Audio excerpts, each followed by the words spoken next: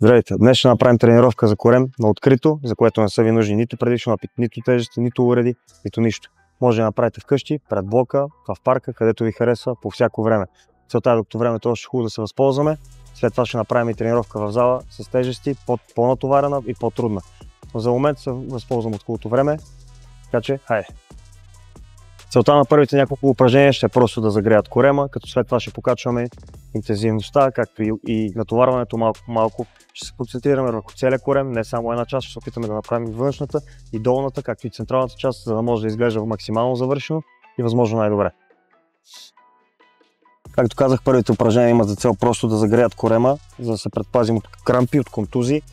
За целта поставяте ръцете под тялото си. Дигате краката на около 10-15 см височина и държите така в продължение на 15, 20, 30 секунди. Всеки може да си отброява, да си засича или когато го почувства, че е достатъчно, да пусне.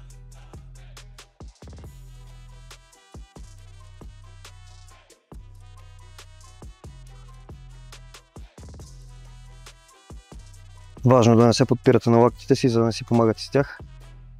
Контракцията да бъде в корема през цялото време.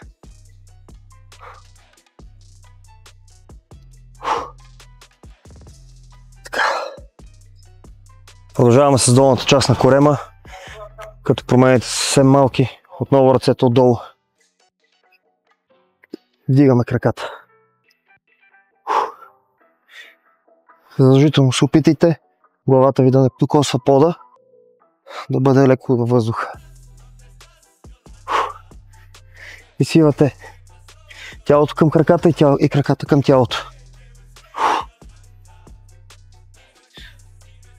Може да отброявате, може да засичате време.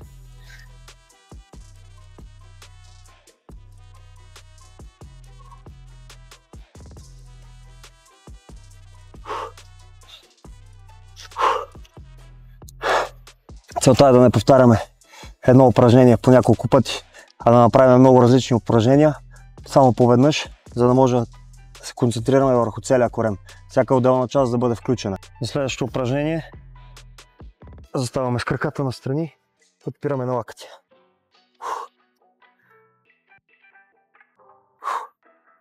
Пускаме долу и дигаме нагоре.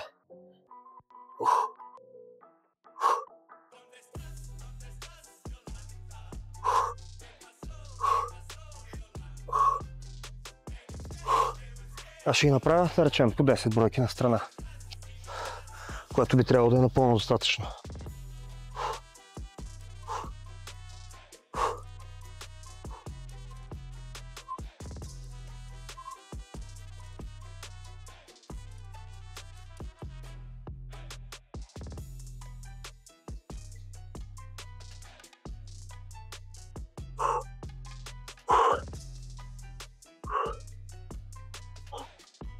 Следващото упражнение е почти същото. Има за цел просто да започне да натоварва малко по малко, все повече и все повече. Отново поставяте ръцете под тялото си, вече може да се подпрете на лактите. И започвате краката нагоре-надолу. Опитайте се да правите максимален разкрач, но ако е все още трудно, може да ги правите дори и по-къси, по този начин. Отново може да отброявате сами, или да си засичате с телефон, или просто докато го усетите.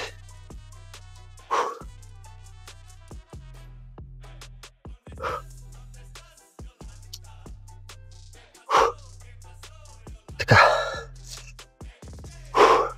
Задължително почивайте между сериите. Опитайте се малко от малко да разтегнете, за да не се получават крампи. Следващото, заставате на планк с десния крак към левия, с левия крак към десния.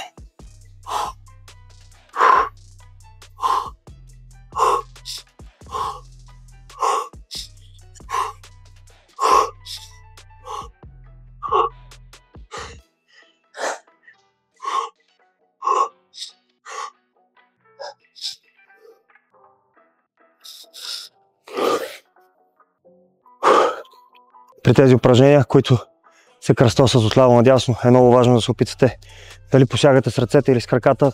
Ръката да минава от външния крак, от външната част на крака, кракът да минава от външната част на ръката.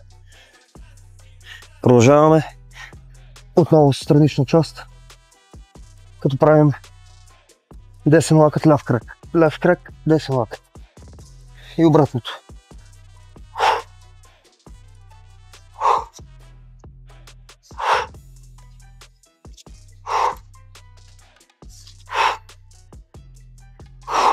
Опитвате се лакътят да излезе извън зоната на крака, в противоположната си посока.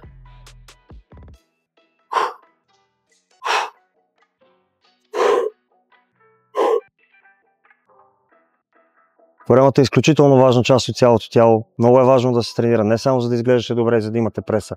Дали ще тренирате горна част, долна част или която и да е, той винаги е включен по малко или много, помага. Ако имате слаб корем, няма да успеете да тренирате хубаво и останалата част от тялото си. Затова опитайте се максимално, дали ще е вкъщи, дали ще е в залата. Достатъчно е поне малко от малко да се обръща внимание и на него. Ако вече държите на външния вид, той завършва цялата картина да изглежда най-добре.